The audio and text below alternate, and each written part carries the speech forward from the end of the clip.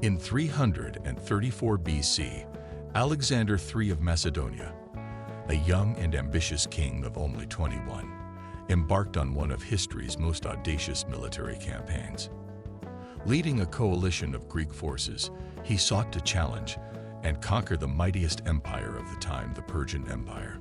With a well-trained and disciplined army, Alexander's forces included the formidable Macedonian phalanx, equipped with 18-foot sarissa pikes, and the elite companion cavalry, the finest horsemen under his command.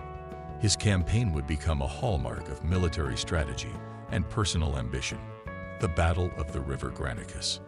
Alexander's first major encounter with Persian forces occurred at the Battle of the River Granicus in 334 BC. Demonstrating tactical brilliance and unmatched leadership, Alexander led his army to a decisive victory, despite the Persians' strategic use of the river as a natural defense. His fearless charge across the river, alongside the companion cavalry, stunned the Persian forces, causing their front lines to collapse and throwing their entire formation into disarray.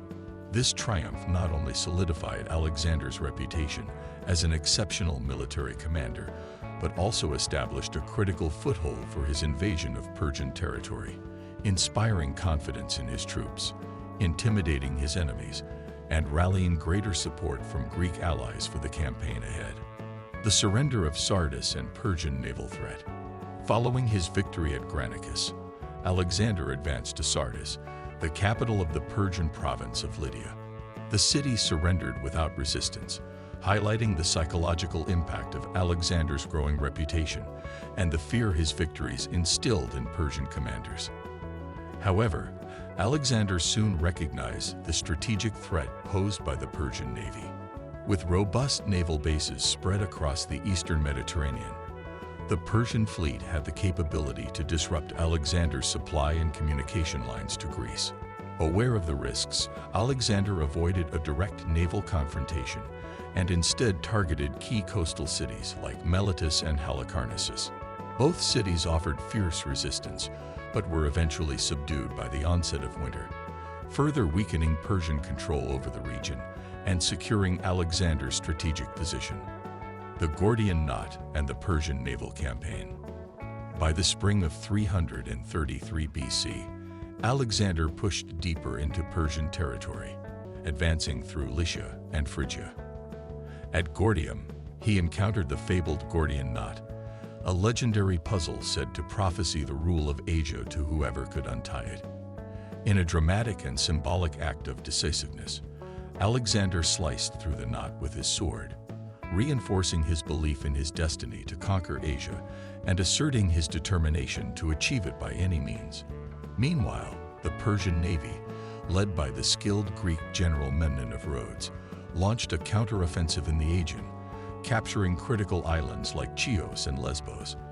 This posed a temporary challenge to Alexander's dominance, but the campaign was abruptly halted when Memnon succumbed to illness.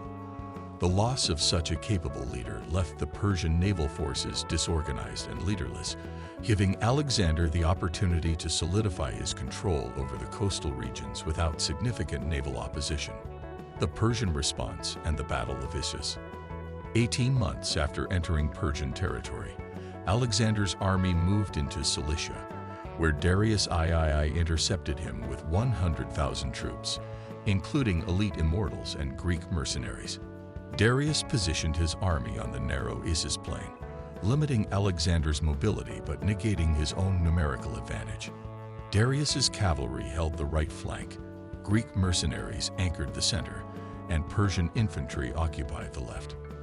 Alexander deployed Parmenion to hold the left flank, while leading an aggressive charge with his elite right wing against the Persian left. The speed and intensity of Alexander's attack overwhelmed the Persians. Meanwhile, the Macedonian phalanx struggled in the center against Greek mercenaries. Alexander redirected his forces, leading a decisive charge at the Persian center. This flanked the mercenaries and allowed the phalanx to recover. Darius panicked and fled, triggering a collapse of the Persian army into disarray and securing a resounding victory for Alexander. Aftermath of Issus. The Battle of Issus was a monumental victory for Alexander, solidifying his reputation as a brilliant tactician and fearless leader on the global stage. Among the spoils of war were Darius's wife, mother, and children, whom Alexander treated with dignity and respect, showcasing his magnanimity and his ability to wield power with humanity, even towards the family of his defeated rival. This act of grace not only elevated Alexander's status among his troops, but also earned him admiration from conquered peoples who saw him as a leader of integrity. The devastating defeat of the Persian field army shattered Darius's confidence and broke the immediate resistance to Alexander's advance. This triumph also granted Alexander the freedom to consolidate his control over Western Persian territories, destabilizing Persian influence throughout the region. Furthermore, the victory demonstrated Alexander's unmatched military prowess and his capacity to challenge and overcome the vast and resourceful Persian Empire. This marked a significant turning point in his campaign, proving that the Macedonian king was not just a regional power, but a force capable of reshaping the world order. Subjugation of Phoenicia and Egypt. In 332 BC, Alexander turned his attention to Phoenicia, a region critical for Persian naval power. Most coastal cities surrendered without resistance, effectively ending Persian dominance in the Mediterranean. However, the island city of Tyre mounted a determined defense. For 7 months, Alexander's army besieged the city, constructing a causeway protected by massive siege towers. Tyre's defenders used innovative tactics, including fire ships, to counter Alexander's efforts. Ultimately, the city walls were breached and Tyre fell. Its citizens faced harsh reprisals, with many killed or enslaved. Following Tyre, Alexander besieged Gaza, which also capitulated after fierce resistance. He then advanced to Egypt, where the Persian governor surrendered the province without a fight.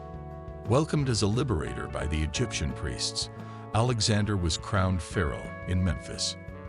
At the Nile Delta, he founded the city of Alexandria, which would become a lasting symbol of his legacy. Seeking divine endorsement, Alexander visited the oracle at Siwat in the desert, where he was proclaimed the son of Ammon, solidifying his authority in the eyes of his followers. Rebellion in Greece and the fall of Sparta. While Alexander campaigned in the east, unrest simmered in Greece, where many city-states saw him as a tyrant. In 331 BC, King Aegeus of Sparta, supported by Persian funds and resources, led a rebellion against Macedonian control, aiming to weaken Alexander's influence. Antipater, Alexander's regent in Greece, quickly mobilized forces to suppress the uprising.